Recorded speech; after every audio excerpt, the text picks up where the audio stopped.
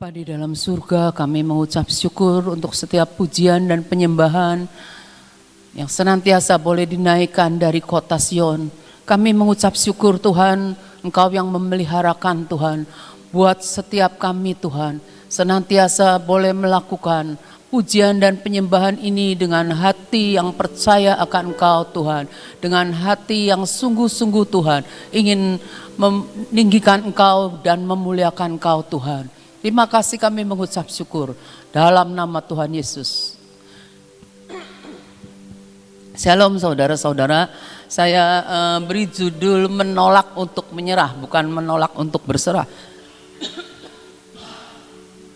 Tapi menolak untuk menyerah, seperti perempuan yang sakit pendarahan di Markus 5 ayat 25 sampai 27. Adalah di situ seorang perempuan yang sudah 12 tahun lamanya menderita pendarahan. 12 tahun ya. Ia telah berulang-ulang diobati oleh berbagai tabib. Jadi banyak sekali dokter-dokter yang sudah mengobati dia, sehingga telah dihabiskannya semua yang ada padanya. Enggak punya duit. Namun sama sekali tidak ada faedahnya. Malah sebaliknya keadaannya makin memburuk. Dia sudah mendengar berita-berita tentang Yesus, maka di tengah-tengah orang banyak itu ia mendekati Yesus dari belakang dan menjamah jubahnya. Nah, perempuan yang sakit pendarahan ini benar-benar sudah hopeless gitu ya, putus asa dengan keadaannya, tapi ia mendengar tentang Yesus. Ia mendengar tentang Yesus, apa yang Yesus kerjakan, dan dia menguatkan hatinya untuk bisa ketemu sama Tuhan, dan untuk dia bisa, udahlah pokoknya saya menjamah jubahnya juga, saya pasti akan sembuh. Nah, dia itu menguatkan hatinya, padahal kalau orang yang sakit pendarahan itu menurut orang Israel itu kan najis gitu ya, tapi dia tidak peduli dengan omongan orang. Itu hebatnya. Saya pernah bersama-sama dengan teman-teman saya yang perempuan gitu ya. Kalau saya nih di satu retret gitu ya, udahlah kita udah doain ya sudah sini. Tapi dia ini enggak. Pokoknya saya pengen ketemu, harus ketemu katanya. Boleh juga semangatnya saudara. Saya sampai malu sendiri gitu ya. Iya saya tuh kurang greget gitu tuh ya. Tapi dia nih nggak peduli. Kata saya tuh nanti di sana tuh banyak orang gimana? Orang-orang kan yang lain kan pada antri. Pokoknya saya harus ketemu. Saya harus ketemu. Suatu saat orang itu didoakan. Kamu seperti wanita yang sakit pendarahan katanya. Iya, pikir-pikir dia menerobos. Dia dapat. Kadang-kadang kita nih suka terbatas sama pikiran kita, sama peraturan-peraturan yang ada, nggak berani itu ya. Tapi perempuan yang sakit pendarahan ini, dia berharap, dia jamah, dia pasti sembuh. Padahal keadaannya benar-benar sudah makin buruk, dan dia tahu bahwa biar apapun keadaan, dia masih punya Tuhan. Seperti keadaan kita ya saudara. Keadaan kita ini kalau kita ngelihat fakta, aduh kayaknya bukannya bertambah baik, tapi kita lihat fakta kayaknya tidak begitu baik gitu. Sedangkan kita berusaha, bukannya kita nggak berusaha, kita berusaha dengan kekuatan kita, dengan apa, tapi kalau keadaannya masih belum bisa membaik, kita harus terus berharap akan Tuhan. Manusia nggak mungkin nolong kita. Seolah-olah pintu tertutup sana, ke sana ditutup, ke sini ditutup, di sini ditutup, di dekat ditutup, semua dikurung. Tapi kita punya yang di atas yang senantiasa terbuka. Nah, jadi kita harus tetap berpegang pada iman percaya kita. Bertekad seperti perempuan itu dalam keadaan tidak berdaya, dalam keadaan putus asa, dia tetap berharap mendekat kepada Yesus. Mendekat kepada Yesus. Di mana orang-orang tidak mau didekatin sama kita, yang kita berharap orang itu mungkin bisa nolong kita, orang itu mungkin bisa nolong kita. Enggak bisa. Orang itu punya kemampuan, punya kuasa, punya otoritas untuk nolong kita, tapi ternyata enggak bisa. Kita tahu siapa yang harus kita dekati, Tuhan Yesus Kristus. Ya. Nah, terus coba kita lihat di Ayub 14 ayat 7 sampai 9. Saya senang sama ayat ini ya. Karena bagi pohon masih ada harapan apabila ditebang. Ia bertunas kembali dan tunasnya tidak berhenti bertumbuh. Nah, sebelum ini saya mau cerita dulu. Ada pohon belimbing sama jambu. Kelihatannya mati. Suami saya bilang gini, ini nih nggak bisa tumbuh di sini, nggak bisa tumbuh di sini. Kata saya petik, ternyata rantingnya itu masih hijau, berarti bisa. Nggak bisa, lihat aja tuh, lihat kuning-kuning semua daunnya pada berguguran. Enggak, kata saya tuh, pasti hidup, beneran hidup saudara. Pokoknya hidup ya, masih punya akar. Apabila ditebang, ia bertunas kembali dan tunasnya tidak berhenti tumbuh. Apabila akarnya menjadi tua di dalam tanah, akarnya tua di dalam tanah, tunggulnya mati di dalam debu, yang itunya tuh di atasnya itu ya, mati di dalam debu, maka bersemilah ia setelah diciumnya air. Jadi butuh air, dan dikeluarkannya lah ranting seperti semai. Sudah ya sampai 9 ya. Ya sampai 9. Dia menyentuh air. Kita tahu bahwa air itu kehidupan. Tanaman itu kalau mencium air, dia mulai beroleh kehidupan. Butuh air tanaman. Tapi tanaman juga ada yang terlalu banyak air malah busuk saudara.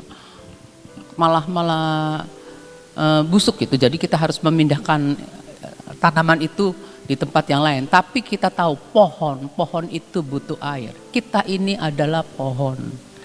Kita nih pohon, kita butuh air kehidupan yang dari Tuhan. Karena air itu membuat kita punya kuasa dalam mengharapkan apa yang Tuhan berikan pada kita. Coba kita lihat di dalam firman iman Roma 10 ayat 8.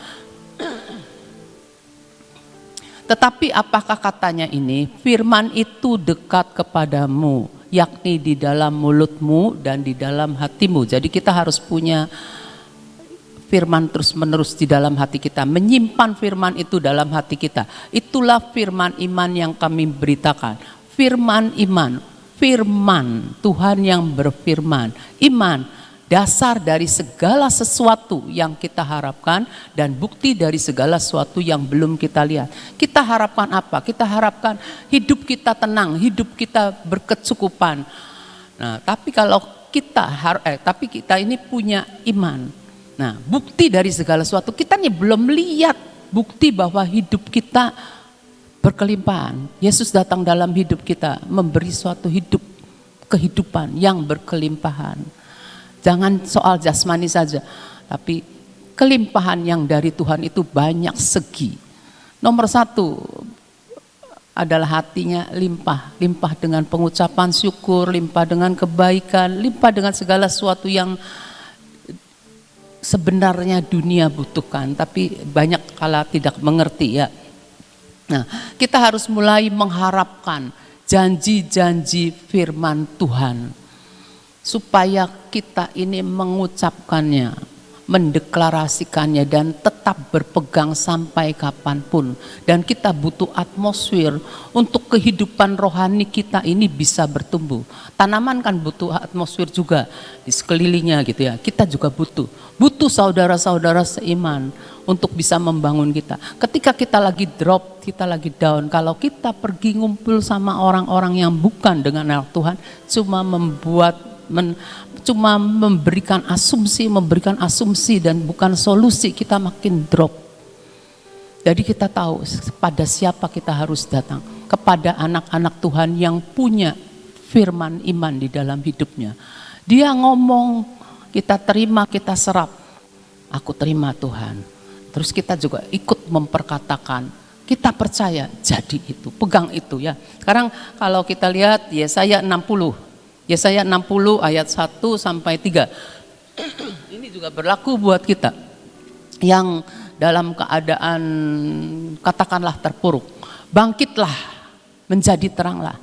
Kita terpuruk, kita jatuh, kita lemah, bangkit. Tuhan bilang bangkit. Sebab terangmu datang dan kemuliaan Tuhan terbit atasmu. Kita harus mengingat juga, ya kita ini harus bangkit karena kita punya Tuhan. Tuhan kita sudah bangkit, kuasa kebangkitannya ada dalam kita. Ayat 2. Sebab sesungguhnya kegelapan menutupi bumi. Kita tahu bahwa masalah kegelapan itu bisa masalah, problem, dan banyak hal yang nggak enak. Gelap tuh nggak enak. Kita cuma raba-raba, nggak ketemu jalan keluar.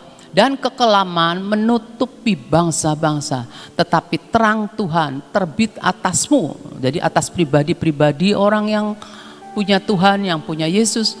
Dan kemuliaan Tuhan akan jadi nyata atasmu. Tetapi kita harus bangkit. Terserah kita mau respon nih bangkit atau kita mau terus menerus mengasihi diri ya. Tapi Tuhan bilang terang Tuhan terbit atasmu dan kemuliaannya menjadi nyata atasmu. Terus di ayat 3, bangsa-bangsa berduyun-duyun datang kepada terangmu dan raja-raja kepada cahaya yang terbit bagimu. Apabila kita bangkit, maka kita akan jadi terang dan terang itu akan mengusir kegelapan. Bangkit dari depresi kita, bangkit dari rasa mengasihani diri, bangkit dari rasa kelemahan dan tidak berdayaan kita, bangkit dari rasa putus asa. Kita harus bangkit. Dan kita tahu kalau kita bangkit itu karena kuasa kebangkitannya ada di dalam kita. Jadi kita bisa mempunyai kekuatan. Nah, sekarang kalau kita lihat tentang kisah para rasul 12.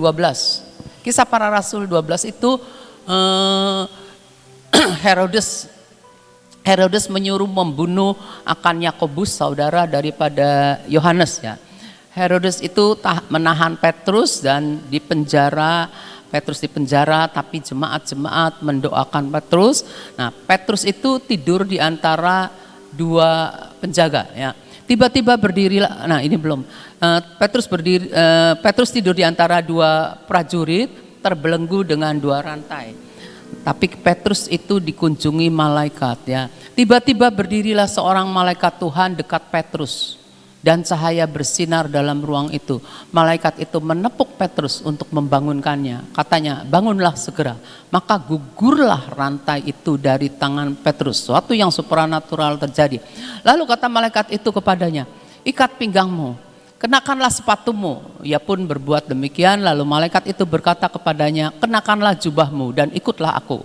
Terus lalu ia mengikut malaikat itu keluar dan ia tidak tahu bahwa apa yang dilakukan malaikat itu sungguh-sungguh terjadi. Sangkanya ia melihat suatu penglihatan. Mungkin juga si Petrus itu sangkanya dia tuh apa ya, kalau orang ngigo jalan tuh. Iya, ngigo jalan tuh ya, sangkanya kayak gitu ya. Terus lalu ia mengikuti malaikat itu keluar. Jadi keluar dari penjara dulu dan ia tidak tahu bahwa apa yang dilakukan malaikat itu sungguh-sungguh terjadi. Sangkanya ia melihat suatu penglihatan. Udah ya, 10. Setelah mereka melalui tempat kawal pertama, ada kawal pertama namanya penjara ya. Dan tempat kawal kedua, sampailah mereka ke pintu gerbang besi yang menuju ke kota. Pintu itu terbuka dengan sendirinya bagi mereka. Sesudah tiba di luar, mereka berjalan sampai ke ujung jalan dan tiba-tiba malaikat itu meninggalkan dia. Nah, kalau kita lihat ya, kita dalam keterbanjaraan kita, dalam masalah dan persoalan kita terpenjara, tidak bisa berbuat apa-apa, tangan terikat nggak bisa berbuat apa-apa. Tapi kita tahu, pertolongan itu pasti datang. Cepat atau lambat, pertolongan itu pasti datang. Kita harus berharap agar ada, coba mulai di ayat 7 lagi. Kita berharap ada malaikat mengunjungi kita.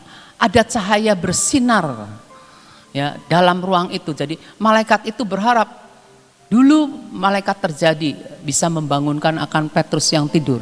Sekarang malaikat itu biarlah datang, sinar itu biar datang. Supaya persoalan kita, kekelaman kita itu ada sinar disingkirkan. Dan malaikat mengunjungi kita.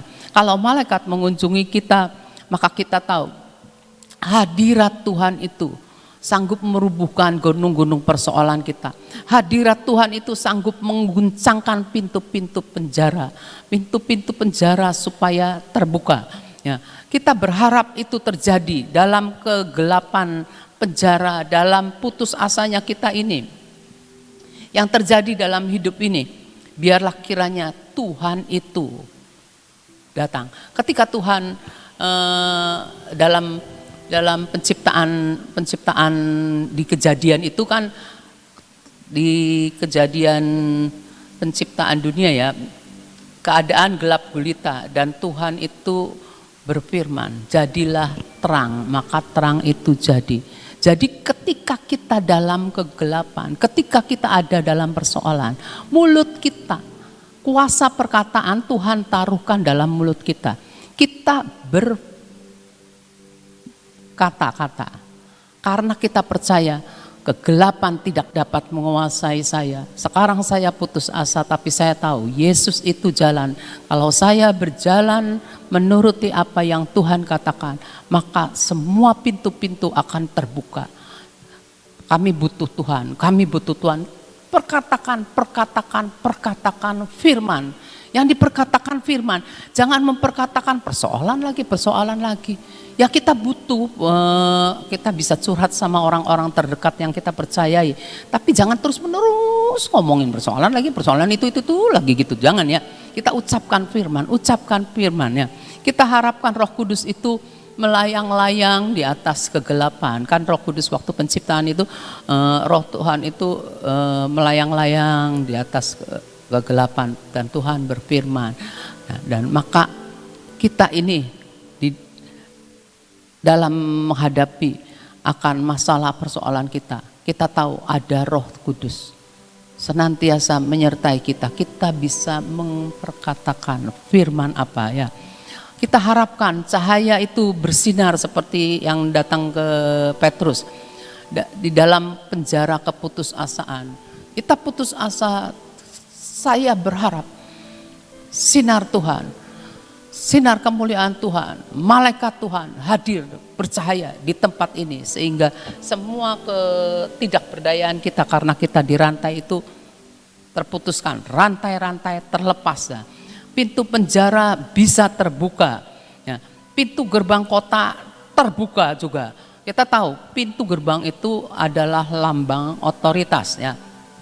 Seperti di Kejadian 22 ayat 17 ada enggak ya? Kejadian 22 ayat 17 saya catat enggak ya? Lupa saya. Yang gini, kita akan menduduki pintu-pintu gerbang musuh. Jadi ketika kita menang, kita itu dibawa keluar melalui pintu gerbang itu, kita tahu kita sudah menduduki pintu-pintu gerbang musuh. Gerbang musuh, pintu gerbang musuh itu tidak akan berkuasa lagi atas kita.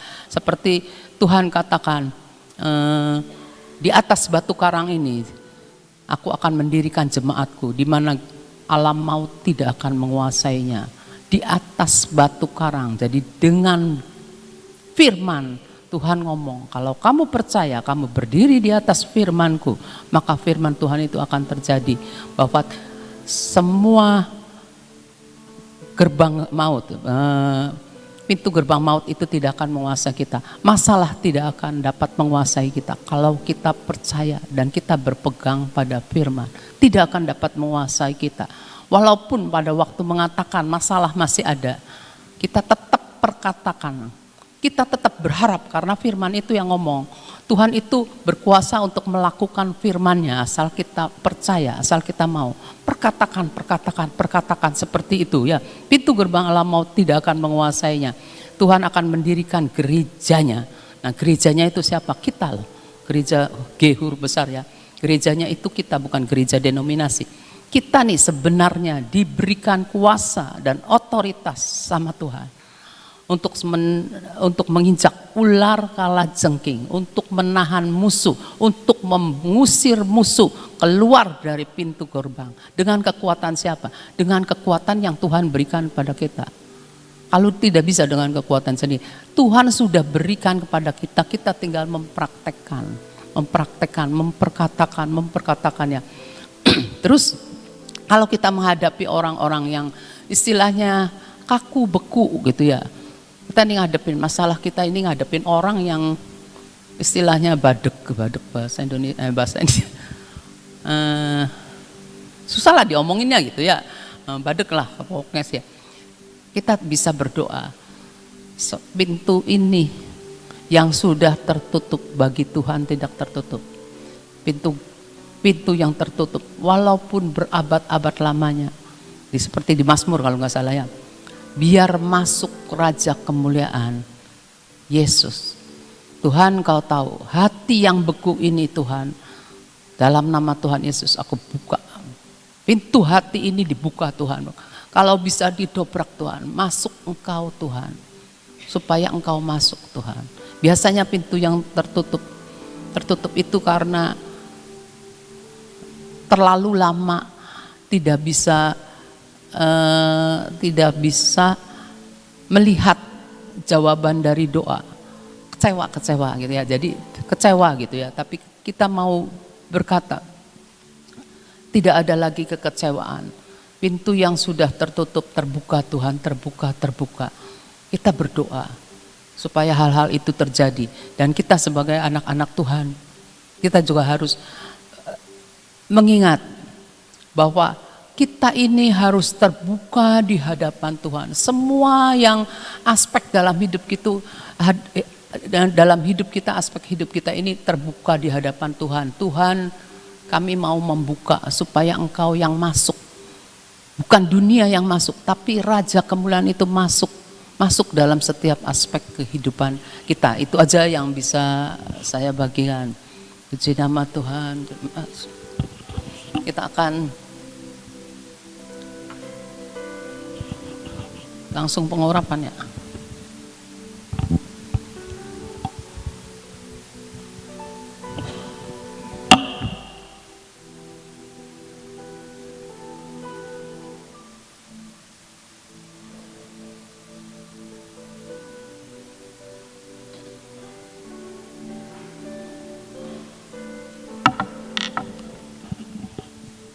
Berdoa terlebih dahulu untuk saudara-saudara kita yang ada di Gorontalo. Jam 10 ini akan melayani di GPDI dan juga saudara kita yang ada di Siau. Bapak, kami berdoa dengan sehati dan sepakat Tuhan. Kami berdoa untuk saudara-saudara kami yang telah Engkau utus ke Sulawesi Utara Tuhan. Kami berdoa di dalam nama-Mu. Tuhan, pimpin langkah-langkah mereka. Engkau Tuhan yang akan melindungi mereka, menutup bungkus dengan kuasa darah-Mu setiap mereka dan orang-orang yang ditunjuk untuk menemani mereka Tuhan, tutup bungkus dengan kuasa darah-Mu Tuhan. Kami minta pagar tembok berapi atas mereka. Kami berdoa di dalam nama-Mu Tuhan. Engkau yang menaruhkan perkataan-perkataan di dalam mulut lidah bibir mereka Tuhan, untuk memperkatakan firman-Mu Tuhan. Biar kuasa perkataan-Mu dinyatakan, kuasa untuk mencabut, untuk merobohkan, untuk meruntuhkan, untuk membinasakan, kuasa untuk menanam dan membangun. Kami berdoa di dalam nama-Mu Tuhan, Engkau berikan kepada mereka Tuhan kekuatan dan keperkasaan, ketujuh roh-Mu ada pada mereka Tuhan. Beri mereka Tuhan hikmat, beri mereka pengertian, beri mereka Tuhan pengenalan akan Engkau Tuhan. Beri mereka Tuhan keberanian yang daripadamu Tuhan, roh-Mu Tuhan, keperkasaan yang daripadamu, kekuatan yang daripadamu menyertai mereka sehingga tidak ada satupun halangan yang dapat mencegah mereka, tapi semuanya dapat diatasi. Tidak ada gunung-gunung yang tidak tunduk kepada pemerintahan yang dari Tuhan, semua tunduk. Dan kami berdoa di dalam nama Tuhan Yesus, biarlah mereka akan menyanyikan nyanyian kemenangan Tuhan, karena mereka Tuhan tidak menyayangi nyawa mereka Tuhan, tapi oleh kuasa darah-Mu Tuhan mereka boleh menduduki kota-kota musuh, mereka boleh memenangkan jiwa-jiwa, dan mereka boleh berkata bahwa tidak ada yang dapat membunuh lawatan. Lawatan terus akan terjadi dan terjadi. Penggenapan nubuatan yang daripadamu terjadi Tuhan. Setiap tempat yang diinjak oleh telapak kaki mereka Engkau sudah berikan kepada mereka Tuhan. Dan kami mengucap syukur Tuhan, karena Engkau memberikan kuasa dan otoritas itu.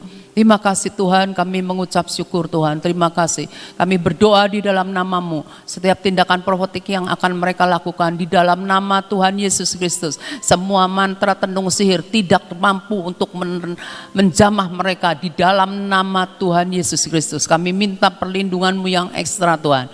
Kami juga berdoa untuk perjalanan hamba-Mu Ibu Nani Tuhan, Engkau juga akan memberkati, Engkau yang akan menyertai, Engkau yang akan mengirimkan malaikat-malaikat-Mu Tuhan untuk menyertai dan memimpin, mengarahkan. Kami berdoa di dalam nama Tuhan Yesus, beri pencerahan yang daripada-Mu Tuhan. Tidak ada satupun kegelapan yang boleh menghalangi akan hamba-Mu Ibu Nani Tuhan dan saudara-saudara kami yang pergi Tuhan. Terima kasih, kami mengucap syukur. Terima kasih Tuhan, kami mengucap syukur. Terima kasih Tuhan. Tuhan, kami berdoa Tuhan untuk mereka yang perjalanannya sudah ada di Siau ini Tuhan, dalam perjalanan melintasi air, perlindungan yang daripada-Mu Tuhan Engkau berikan kepada mereka. Kami berdoa Tuhan agar setiap mereka mengaktifkan senjata-senjata yang Engkau berikan kepada mereka. Engkau berikan kepenuhan roh-Mu Tuhan, urapan yang daripada-Mu Tuhan. Berlaku Tuhan, berlaku dan diaktifkan. Terima kasih Bapa, kami mengucap syukur. Kami memberkati bangsa kami Tuhan. Biarlah terang yang daripada-Mu Tuhan menerangi, menyinari bangsa ini Tuhan. Dan kegelapan itu harus menyingkir. Semua yang murni, yang daripada-Mu biar dinyatakan. Dan semua yang palsu Tuhan, yang sepertinya mirip, disingkirkan. Hanya yang ilahi yang daripada-Mu Tuhan boleh terjadi atas bangsa kami. Berkati Presiden kami Jokowi Tuhan. Biarlah Engkau ya Tuhan yang akan berikan hikmat, wibawa yang daripada-Mu Tuhan. Engkau menolong akan Presiden kami untuk melakukan seperti yang Engkau mau Tuhan. Engkau sanggup merekarkan segala sesuatu, tapi kehendak-Mu yang jadi, karena Engkau berkuasa, maha kuasa, Engkau yang berdaulat, Engkau yang memegang kedaulatan atas bangsa dan negara kami. Terima kasih Tuhan, kami angkat minyak urapan ini Tuhan. Kami butuh pengurapan yang daripada-Mu di dalam nama Tuhan Yesus Kristus. Kami menawan segala pikiran, menaklukkannya kepada Kristus. Dalam nama Tuhan Yesus kami urapi mata kami. Kami beri urapan minyak agar kami boleh lebih jelas melihat apa yang Engkau tunjukkan kepada kami. Kami mengurapi akan mulut lidah bibir kami. Engkau taruhkan perkataan-perkataan-Mu Tuhan. Seperti Yeremia 1 ayat 10. Kami menyerahkan untuk mengurapi telinga kami. Telinga kami tertutup untuk perkara-perkara yang bukan daripada-Mu. Kami mau buka telinga ini sebagai manusia roh. Kami mau Tuhan gunakan telinga rohani kami ini untuk menangkap apa yang Kau mau. Hati ini Tuhan, hati ini Tuhan, hati yang percaya kepada-Mu. Biarlah dari dalam hati kami mengalir aliran-aliran air hidup yang akan menghidupkan banyak orang, yang akan memberkati banyak orang Tuhan. Terima kasih Tuhan, kami mengucap syukur, kami menyerahkan hati ini untuk Engkau Tuhan. Kami urapi tangan-tangan ini Tuhan. Terima kasih untuk kedua tangan kami. Engkau yang akan membuat tangan kami tidak terikat oleh apapun Tuhan. Tapi kami tahu Engkau Tuhan yang akan melatih kami Tuhan. Melatih jari-jari ini Tuhan untuk dapat menggunakan seluruh perlengkapan yang Kau berikan kepada kami. Senjata-senjata yang Kau percayakan kepada kami. Kami urapi kaki-kaki ini Tuhan. Biarlah kaki-kaki kami berdiri di atas bukit-bukit batu Tuhan. Engkau yang menopang Tuhan. Engkau yang akan membuat kaki kami Tuhan sungguh-sungguh terus kuat Tuhan. Berdiri di atas kebenaran firman-Mu dan berjalan melakukan apa yang Engkau mau. Terima kasih Tuhan, kami mengucap syukur. Engkau yang akan mewarnai setiap kami. Engkau yang akan mewarnai akan kota kami. Engkau yang akan mewarnai akan bangsa kami dan dunia ini Tuhan. Mewarnai hanya dengan keindahan yang daripada-Mu. Semua keindahan semu yang bukan daripada-Mu kami tolak. Terima kasih Bapa, kami mengucap syukur. Terima kasih untuk pagi ini. Biar segala hormat dan pujian kemuliaan kami berikan kepada-Mu di dalam nama Tuhan Yesus Kristus. Amin.